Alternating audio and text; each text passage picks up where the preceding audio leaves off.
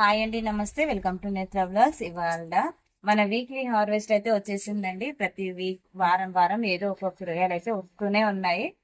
చాలా బాగా వస్తున్నాయండి. ఇక్కడ చూస్తున్నారు కదా, వంకాయలు అయితే ఎంత గుత్తులు గుత్తులు వచ్చాయో చూడడానికి ఎంత బాగున్నాయో కదండి.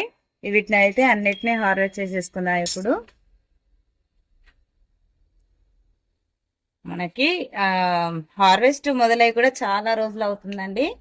చాలా బాగా వస్తున్నాయి హార్వెస్ట్లు కూడా. మనకున్న వంగ చెట్లు అయితే 1 or 2 ఉన్నాయి, అయినా కూడా హార్వెస్ట్ చాలా బాగా వస్తుందండి. సైజు కూడా చూడండి ఎంత మంచి మంచి సైజ్ వస్తుందో.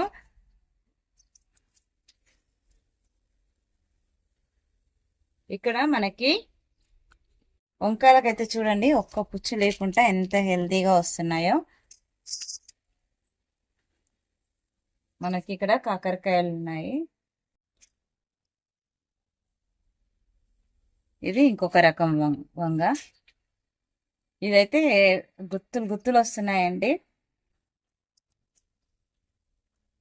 ఇవన్నీ హార్వెస్ట్ చేసుకున్న తర్వాత ఈసారి అయితే మేకల ఎరువు ఇస్తానండి.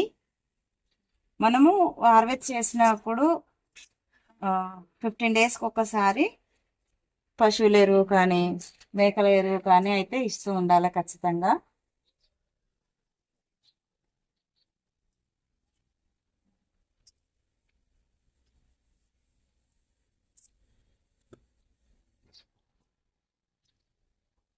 ఇక్కడ ఇంకొక రకం వంగ.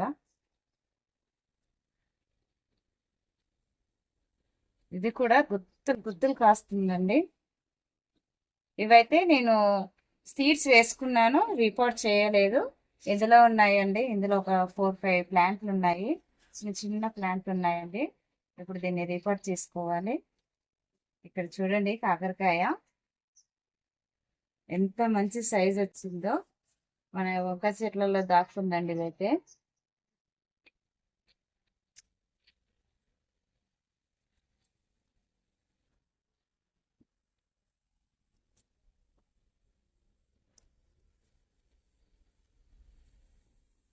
ఇక్కడ మనకి వంగ చెట్లకి అయితే కొద్దిగా పిండి నల్లి ఏదైతే అటాక్ అయిందండి. ఇది పోవడానికైతే నెక్స్ట్ వీడియోలో రెమెడీ ఏంటో అనేది చెప్తాను.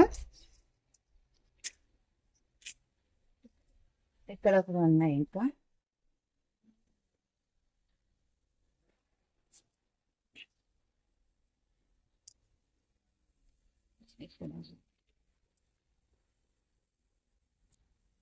ఇక్కడ ఇదైతే పండిపోయిందండి, దాన్ని సీడ్స్ వదిలేద్దాము.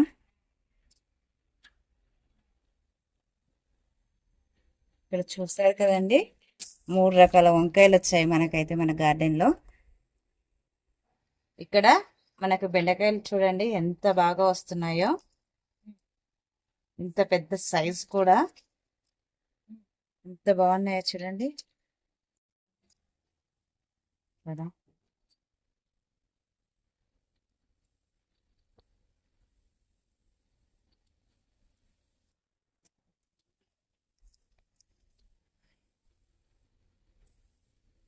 ఇక్కడ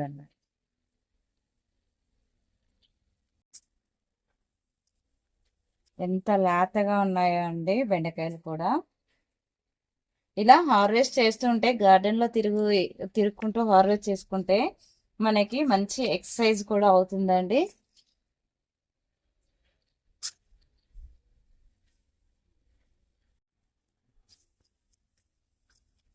ఇక్కడ కాకరకాయలు కూడా ఉన్నాయండి. మనకి కాకరకాయ దొండతీగ మొత్తం కలుపుకున్నాయండి. ఇక్కడ మనకి సీడ్ అయిపోయినాయండి, చూస్తున్నారు కదా.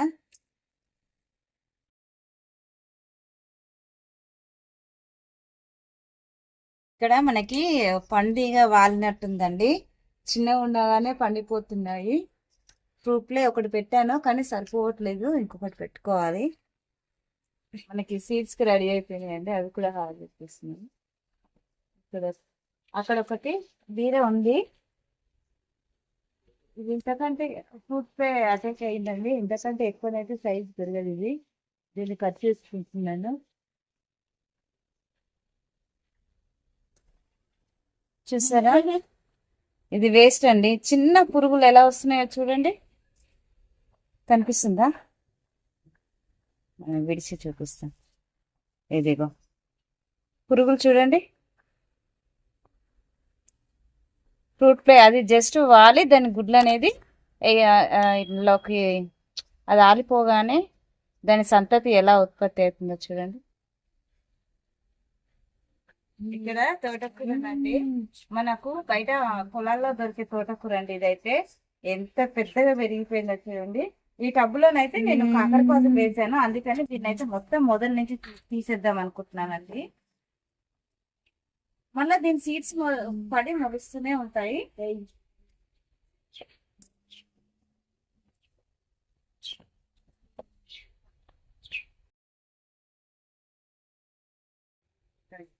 ఇక్కడ చూస్తున్నారు కదండి, ఇవన్నీ దీంట్లో అన్ని సీడ్స్ ఉంటాయి. ఇప్పుడు ఇలాగే ఎండబెట్టకుండా డైరెక్ట్ సాయిల్ లో వేసినా మొలకెత్తుతాయండి.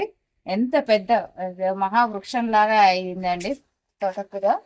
ఇంక ఇక్కడ ఉంది, దాన్ని కూడా తీసేద్దాము. ఇక్కడ ఇది కూలర్ టబ్ అండి. కూలర్ టబ్ లో ఇక్కడ చూస్తున్నారు కదా, కాకరకాయలు అయితే వేసాను రీసెంట్ గా. మనకి 4 మూలలో 4 కాకరపాదులు వేసాను.